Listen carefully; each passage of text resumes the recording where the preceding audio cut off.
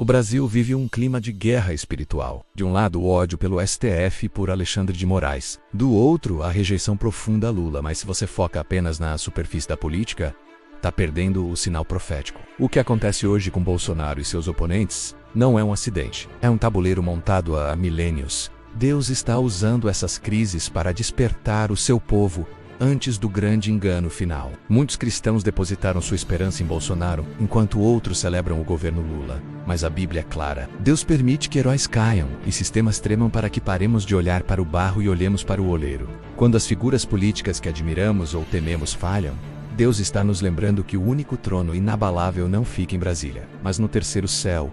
Eclesiastes 3:16 diz: no lugar onde deveria haver justiça, havia maldade. Milhares de anos depois, olhamos para os tribunais e para figuras como Alexandre de Moraes e sentimos que nada mudou. A injustiça que vemos em Brasília é apenas um reflexo da corrupção do coração humano.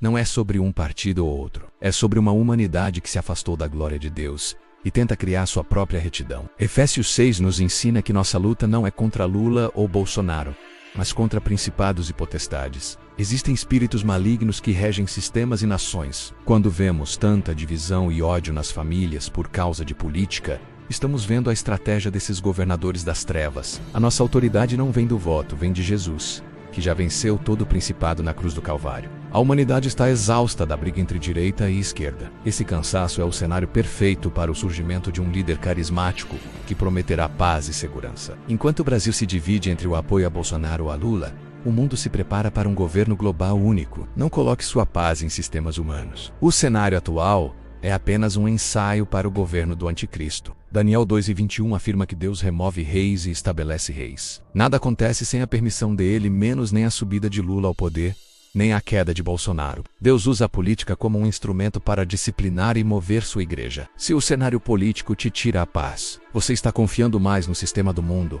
do que na soberania daquele que governa o universo. O clima pesado no Brasil, com perseguições e disputas judiciais envolvendo o STF, é um alarme de Deus. Não é para as pessoas de fora, é para você.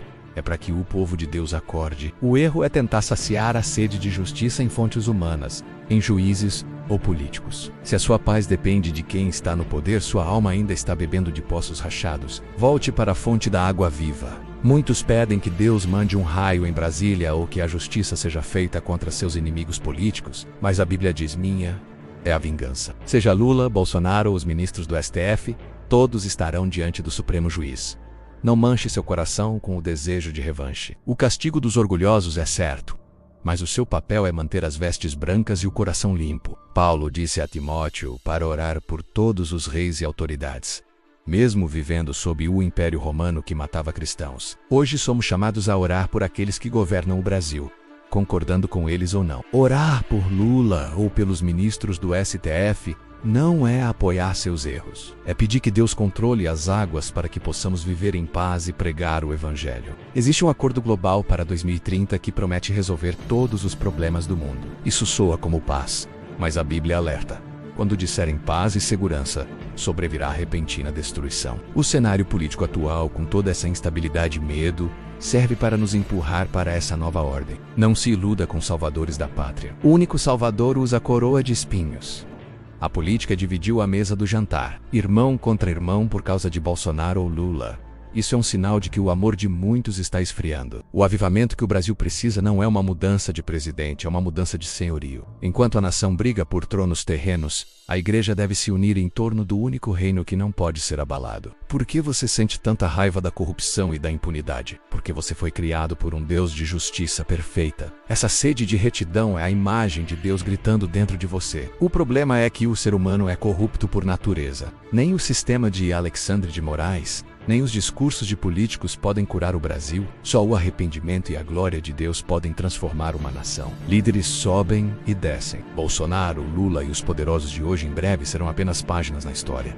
A pergunta que resta é: e você? Se Jesus voltasse hoje, no meio desta confusão política, como ele encontraria o seu coração? Cheio de ódio partidário ou cheio do Espírito Santo? O tempo da graça está se fechando. Não perca sua eternidade discutindo o que é passageiro.